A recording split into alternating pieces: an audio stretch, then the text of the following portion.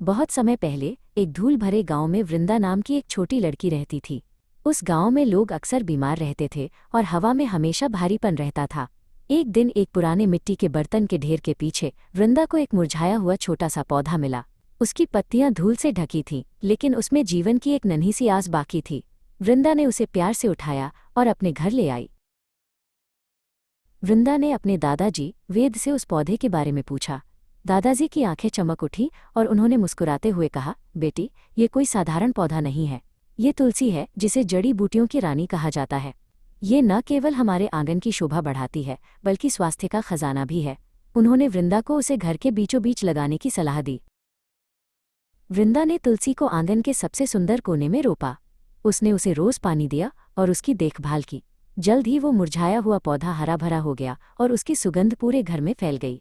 दादाजी ने बताया कि तुलसी हवा को शुद्ध करती है और वातावरण में ऑक्सीजन की मात्रा बढ़ाती है, जिससे घर के लोग बेहतर महसूस करने लगे। जैसे जैसे दिन बीते, वृंदा ने तुलसी के और भी फायदे सीखे। जब कभी उसे मच्छर काटते या त्वचा पर हल्की खुजली होती, वो तुलसी की पत्तियों का रस लगा लेती। दादाजी ने समझाया कि यह त्वचा के लिए एक प्राकृतिक सुरक्षा कवच है। वृंदा अब समझ गई थी कि ये पौधा किसी डॉक्टर से कम नहीं है। परीक्षा के समय जब वृंदा तनाव में होती, दादाजी उसे तुलसी के पास बैठने को कहते। इसकी महक तुम्हारे मन को शांत करेगी, वेद ने कहा। तुलसी की पत्तियों में ऐसे तत्व होते हैं जो तनाव कम करने और एकाग्रता बढ़ाने में मदद करते हैं।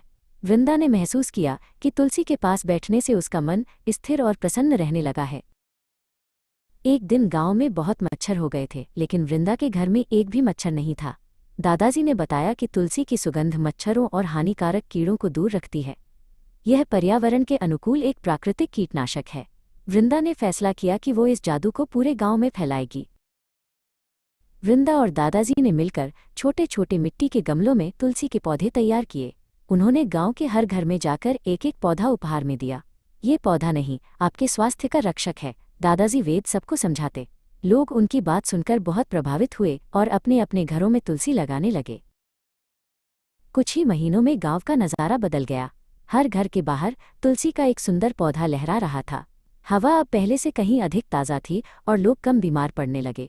गांव के बच्चे अब ज्यादा ऊर्जावान थे। वृंदा के उस छोटे से कदम ने पूरे गांव की सेहत और खुशी को वापस ला दिया था।